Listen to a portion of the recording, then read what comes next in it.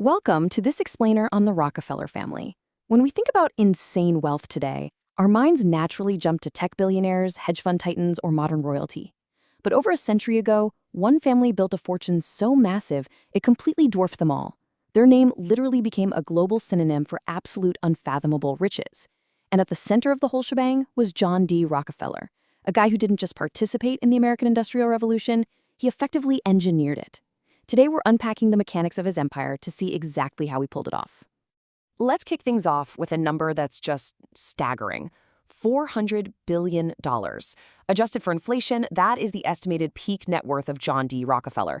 He wasn't just wealthy, he became the world's first confirmed billionaire.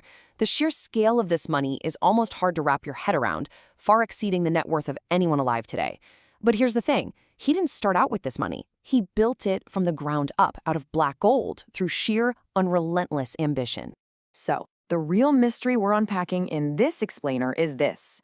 How on earth did one man build a monopoly so incredibly powerful that the United States government actually had to step in and tear it down? I mean, how do you even amass that level of leverage? Well, to figure out the Titan, we first got to look at the kid and the deeply weird environment that shaped his mind. Which brings us to Section 1, the ledger and the con man. All right, picture rural New York, 1839.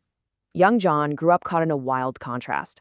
On one side, you've got his mom, a strict, deeply religious woman whose entire philosophy revolved around discipline and saving every possible penny.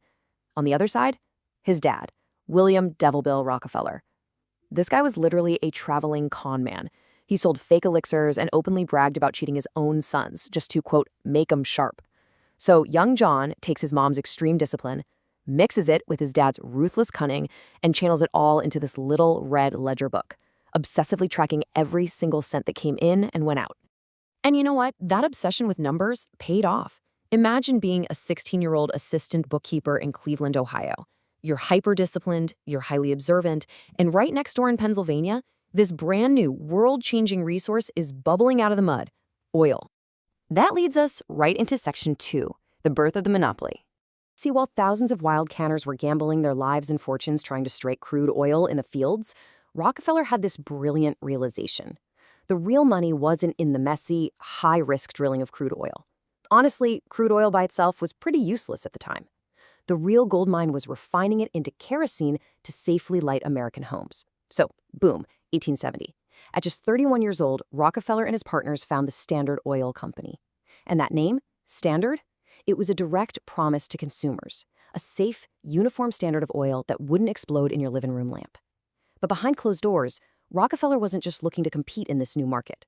He was out to absolutely conquer it. He rolls out this totally ruthless three-step playbook to swallow up the competition state by state. Step 1. Secretly collude with the railroad companies to score massive under-the-table shipping discounts. Step 2.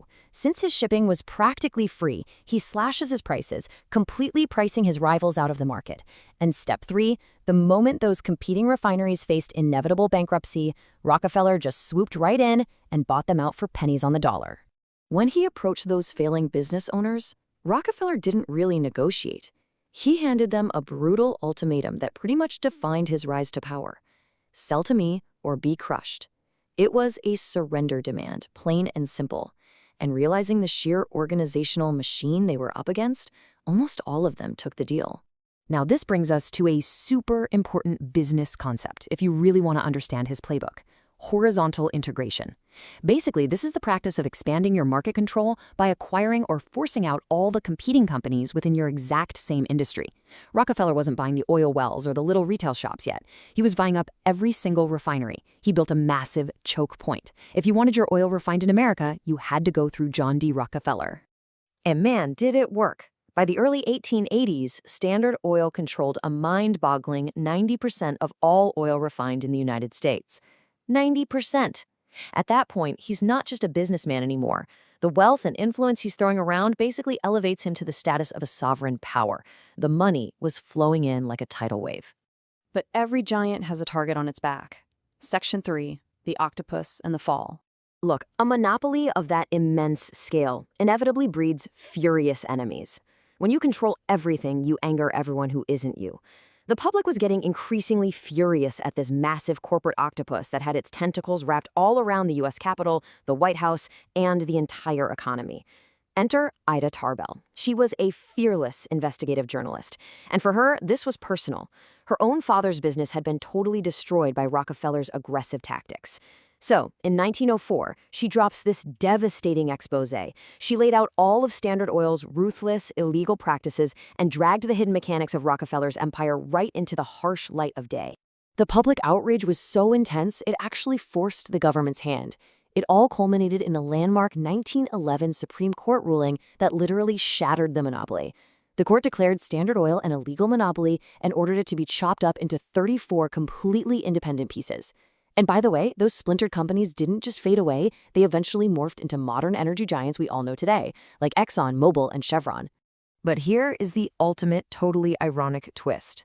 This historic breakup, which was completely designed to punish him, actually ended up multiplying his wealth. Because Rockefeller kept his stock in all 34 of those newly formed companies. And since those individual, highly specialized companies turned out to be wildly profitable on their own, the value of those splintered shares absolutely skyrocketed. The government's big punishment literally made him richer than ever before. Which sets up our final chapter perfectly. Section 4, Redemption through Philanthropy. So for the entire second half of his life, the most ruthless capitalist in American history tries to transform himself into its greatest philanthropist. Guided by a really intense, lifelong religious faith and, some incredibly savvy PR experts, the Rockefeller Foundation starts systematically pouring hundreds of millions of dollars into transforming American society. They funded campaigns that successfully eradicated hookworm and yellow fever in huge parts of the world. They provided the foundational seed money to establish the massive University of Chicago. They basically built the entire structure for modern medical research in the U.S. And they even heavily championed the creation of our national park system. And the sheer volume of this charity is just as crazy as his earnings. By the time he passed away in 1937 at the ripe old age of 97, John D. Rockefeller had given away more than $500 million of his own personal fortune. Today, that original family wealth is dispersed among hundreds of descendants. But his empire, it never really disappeared. It just faded into the background and became the invisible foundation of the world you and I live in right now. You can see his legacy in the fuel powering your car, in the rigorous structure of the medical research that literally extends our lives, and even in the actual skyline of New York City with massive landmarks like Rockefeller Center. As we wrap up this explainer, I want to leave you with one final provocative thought to chew on. Did his monumental philanthropy actually erase the ruthless, cutthroat tactics he used to build the empire in the first place? It is a wild paradox. The guy mercilessly crushed his competitors to build a monopoly, only to turn around and give the spoils away to cure diseases and build universities. Honestly, figuring out how both of those truths coexist is the real secret to understanding the Rockefeller legacy. Thanks for joining me for this explainer, and I really hope it leaves you eager to dig even deeper into the history that built our modern world.